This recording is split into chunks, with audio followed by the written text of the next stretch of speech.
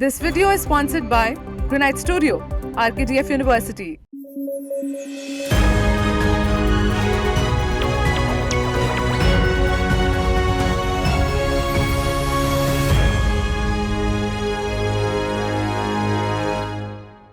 Good morning, I'm Vidusha Agarwal and you're watching News Flash. Today is the 11th of June and we have a lineup of crucial stories touching every corner of the globe, from the latest developments in politics to groundbreaking advancements in technology. Belgium's Prime Minister Alexander De Croo announced his resignation following significant losses in the recent elections.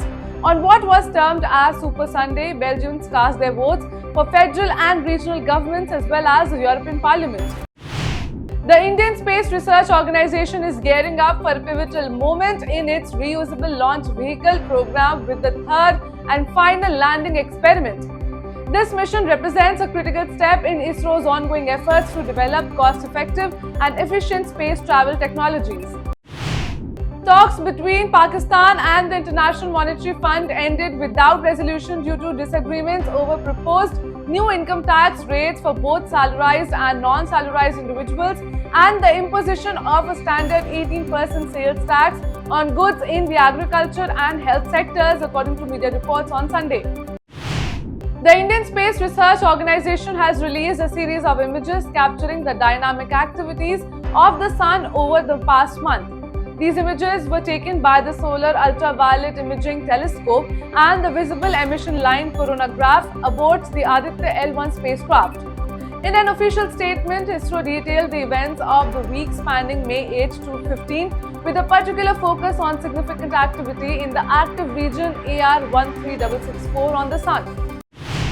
At its annual Xbox Games Showcase, Microsoft unveiled a series of updates and new releases for its Xbox gaming console line, seemingly taking inspiration from Sony's PlayStation strategy. The showcase highlighted refreshed console hardware and a slew of the new game titles, including the highly anticipated next installment of the iconic Call of Duty series. Switzerland's President Viola Amherd announced on Monday that nearly 90 countries and organizations, with about half from Europe, have confirmed their attendance at the Swiss-hosted Ukraine Peace Summit set for the upcoming weekend. Despite Russia's refusal to participate, the summit aims to chart a path towards possible peace almost 28 months after the onset of the conflict following Russia's invasion of Ukraine.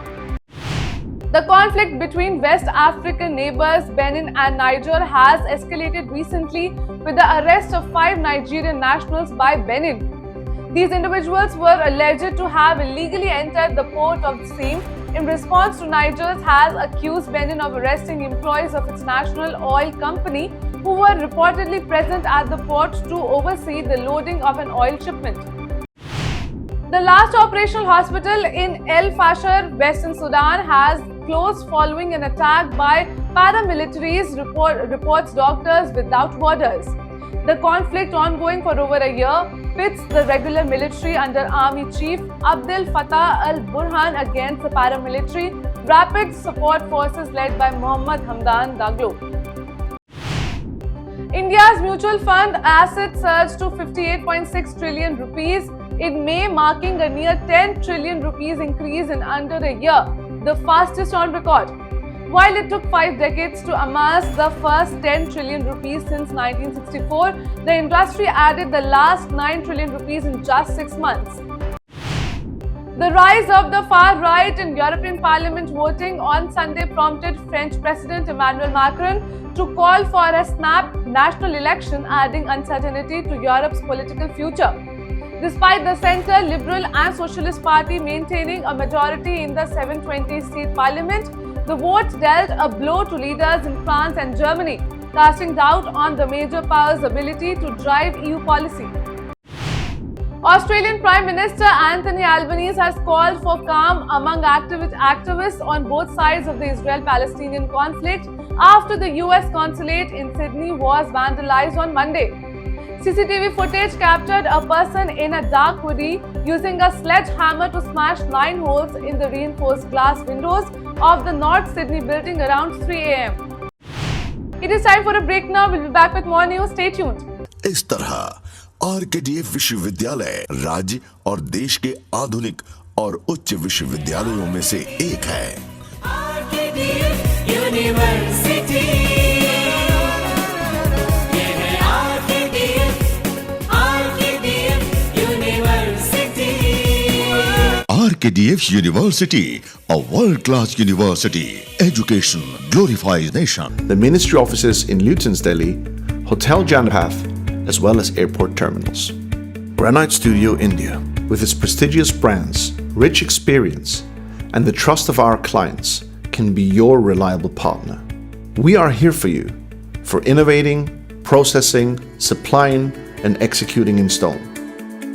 Contact us today for our special sample kit. Microsoft announced on Friday that it will disable its upcoming recall feature by default and implement additional changes following criticism from security and privacy experts.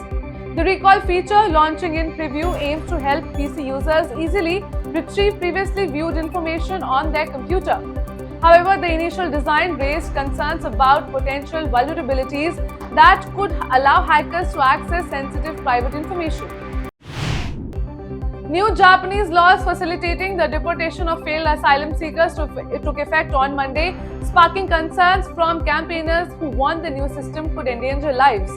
Japan, the world's fourth largest economy, has faced criticism for its low acceptance rate of asylum applications. Last year, Japan granted refugee status to a record 303 individuals, primarily from Afghanistan. Prime Minister Narendra Modi responded on Monday to a congratulatory note from former Pakistan Prime Minister Nawaz Sharif on forming the government. Appreciate your message, Nawaz Sharif. The people of India have always stood for peace, security and progressive ideas. Advancing the well-being and security of our people shall always remain a priority, Modi said on social media. Giorgia Meloni and her far-right Force Fascist Brothers of Italy party won decisively in the European elections in Italy, according to unofficial results released on Monday. With 97% of votes counted, the Brothers of Italy secured 28.82% of the vote, surpassing the 26% they received in the September 2022 national elections. Geert Wilders, leader of the Netherlands' right-wing PVV Freedom Party, reacted on Monday to the terrorist attack in Jammu and Kashmir's Riyasi district on Sunday, which resulted in the deaths of 9 people, mostly pilgrims from Uttar Pradesh. Wilders posted on social media site X, urging India to protect its people and prevent Pakistani terrorists from killing Hindus in the Kashmir Valley.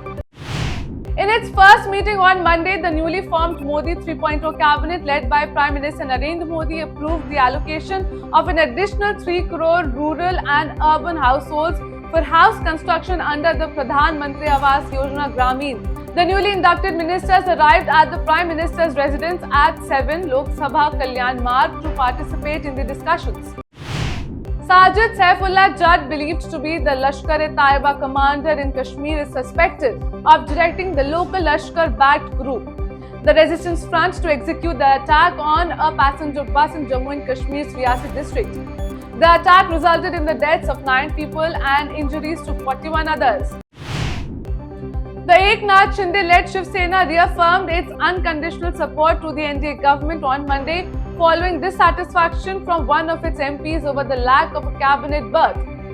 Shrikant Shinde, the party's leader in the Lok Sabha, stated that all Shiv Sena MLAs and MPs remain faithfully committed to the ruling alliance and its ideological coalition under Prime Minister Narendra Modi's leadership.